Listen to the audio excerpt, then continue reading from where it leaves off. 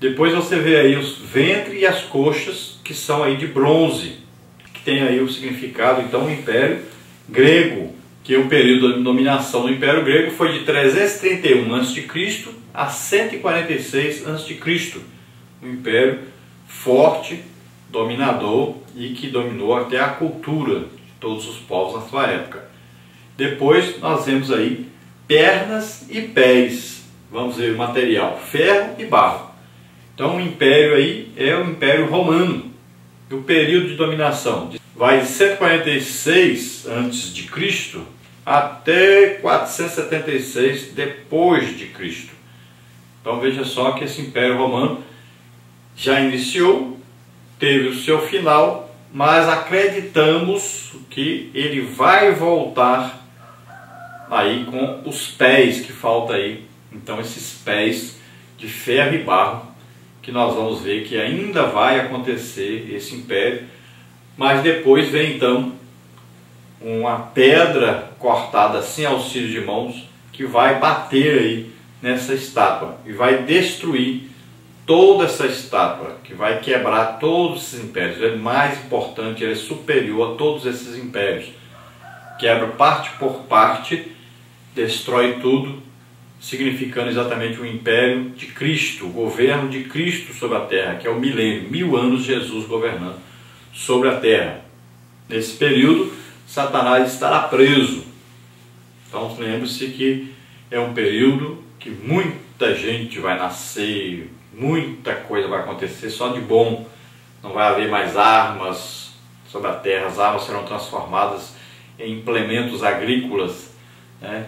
Instrumentos agrícolas, e será um tempo de paz, 1000 anos. Depois Satanás será solto, vem tentar as nações e ainda arranja um monte de inimigos para Deus. Existe então o final de todas as coisas. Então, após isso, então, a terra é destruída e essas pessoas são apresentadas diante do trono de Deus, do grande trono branco, e serão lançadas no lago de fogo e enxofre Satanás, seus demônios e todos os seus seguidores, enquanto aqueles que obedeciam a Cristo e queriam Cristo serão salvos para sempre, junto com a igreja que já foi arrebatada e está com Deus.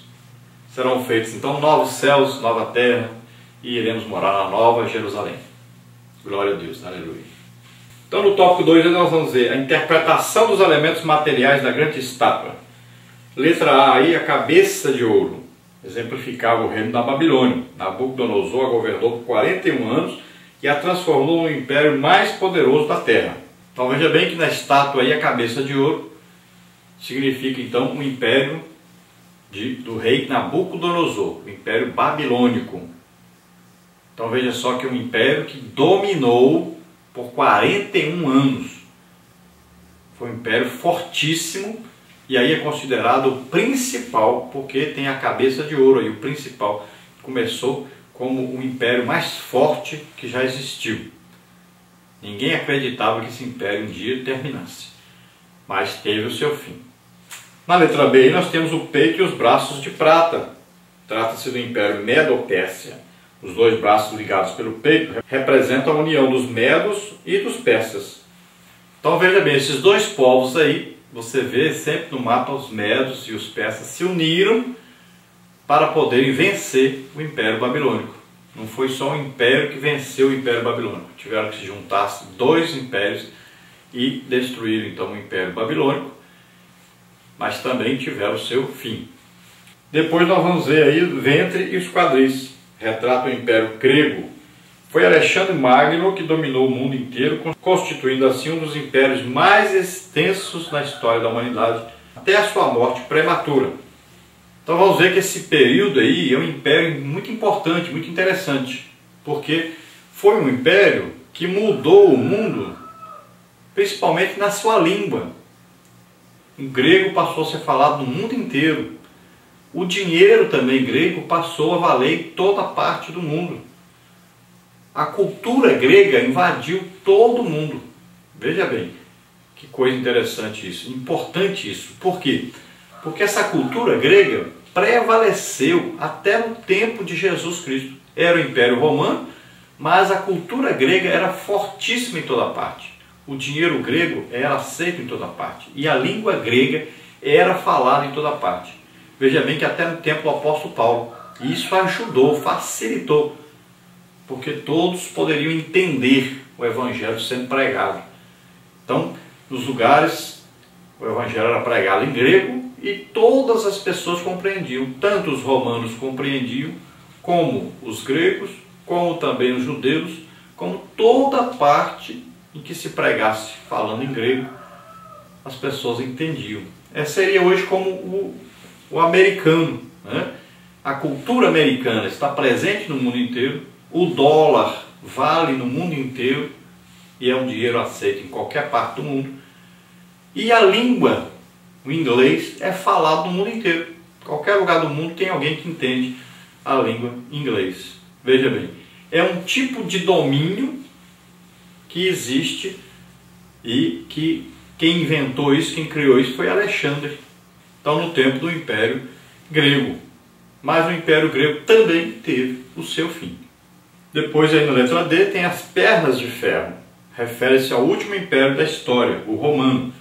Os pés de ferro e barro indicam a fragilidade desse império. A mistura entre ferro e barro não ocorre.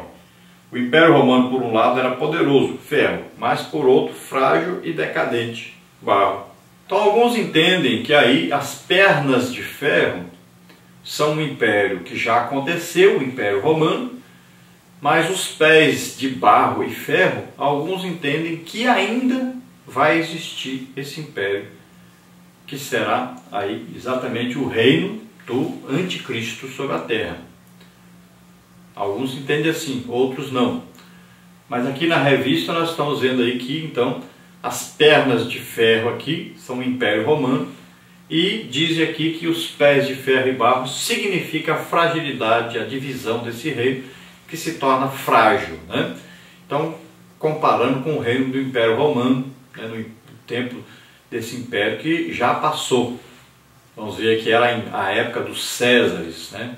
Então eram os grandes imperadores César e os grandes imperadores de Roma, então, que dominaram todo mundo, inclusive na época em que Jesus estava aqui na Terra, inclusive na época do apóstolo Paulo, né?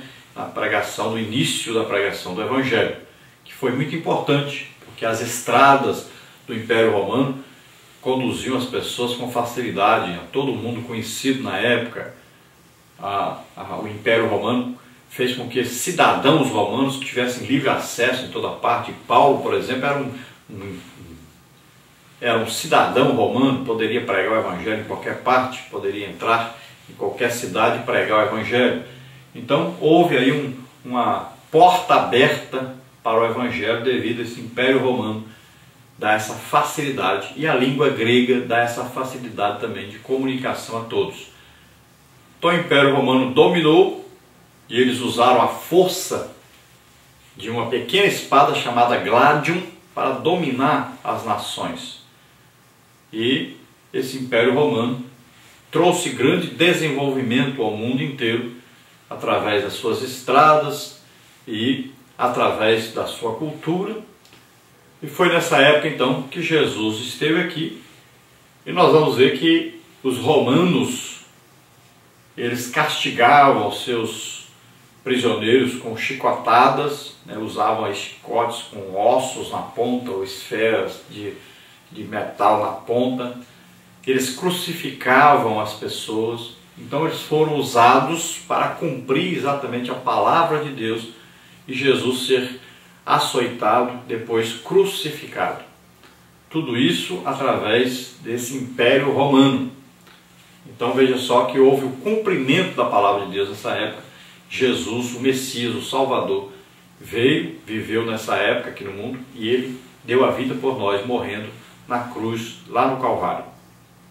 Mas o Império Romano também teve o seu fim e depois fala-se aí da última parte, falando sobre a pedra cortada sem auxílio de mãos. Vamos ver então o tópico 3, que fala exatamente a pedra cortada sem ajuda de mãos. Esta pedra representa o reino de Cristo intervindo nos reinos do mundo.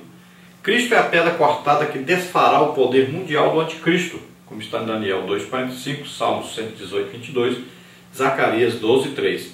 A pedra cortada vinda do monte significa figuradamente a vinda do rei, esmiuçando o domínio imperial e pagão deste século. Daniel 2, 44 e 45.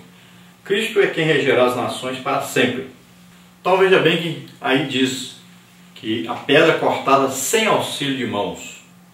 Então seria como Deus, uma grande rocha e um pedaço que seria então as pessoas de Deus, né? Deus é Pai, Filho e Espírito Santo.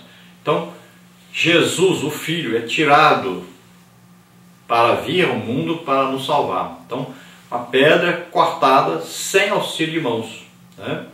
Então veja só que não foi cortada e separada definitivamente. Então Jesus veio ao mundo para nos salvar. E ele padeceu, ele sofreu, ele foi crucificado para poder nos dar a salvação. Agora veja bem que existe um período que nós acreditamos ser de 7 anos aí, após o arrebatamento da igreja, Jesus indo buscar a igreja, vem um período de governo de Satanás sobre a terra, que vai fazer aliança com todos os povos, né? E no final desse governo de 7 anos, Jesus vem então e vai derrotar as forças do inimigo e vai instalar agora o seu reino sobre a terra. Então, todos os impérios, os governos humanos acabaram agora, não tem mais autoridade. A autoridade máxima agora, o governo sobre todos, sobre tudo, é de Jesus. Durante 1000 anos, Satanás será preso e Jesus governará a terra durante 1000 anos, cumprindo assim a palavra de Deus, cumprindo assim a promessa que ele fez a Davi, de colocar o reino sobre a terra, que governaria toda a terra prometida a Israel e dando o território total que foi prometido a Israel, de volta a Israel, e o povo de Israel será governado então pelo próprio rei descendente de Davi, humanamente, porque Jesus é descendente do rei Davi, é descendente de judeu, como está escrito na palavra de Deus. Então ele governará, sentará, como diz a Bíblia, no trono de Davi. Então o reinado de Davi continua e até a vinda de Jesus, que Jesus vai cumprir essa palavra, essa promessa, e vai governar durante 1000 anos aqui a terra. Depois nós sabemos que no final então desse governo, Satanás é solto, levanta o povo contra Jesus, contra o governo de Jesus, mas ele é derrotado. Então as pessoas todas serão agora conduzidas à presença de Deus, o trono branco. Todos os que morreram desde o início da criação do homem até esse dia, todos terão que comparecer diante de Deus. Uns ressuscitarão então para vergonha e desprezo eterno, serão lançados no lago de fogo e enxofre, junto com Satanás e seus demônios, e outros então vão para a glória, para viver eternamente com Deus, junto com aqueles que já foram arrebatados antes da grande tribulação, no arrebatamento da igreja, depois junto com aqueles que foram levados durante a grande tribulação, que sofreram, deram a vida para serem salvos, e agora junta-se com aqueles que no final do milênio eles estavam servindo a Cristo e aceitavam o governo de Cristo. Esses também farão parte então desse grande povo de Deus que morará na grande cidade Jerusalém celestial, uma nova terra, um novo céu, tudo diferente. Ali não tem mais dor, não tem sofrimento, não tem lágrimas, nada de ruim. Então será eterna vida com Deus. Glória a Deus, aleluia. Conclusão aí, a revelação da estátua provou ao rei Nabucodonosor a soberania do Deus de Israel, nação a qual o rei havia levado em cativeiro, destruído a cidade santa e o seu templo. O Deus dessa nação revelou a Daniel e aos seus companheiros o futuro dos impérios ao longo da existência humana. Nabucodonosor compreendeu isto. E nós, o quanto valorizamos e amamos o Deus soberano?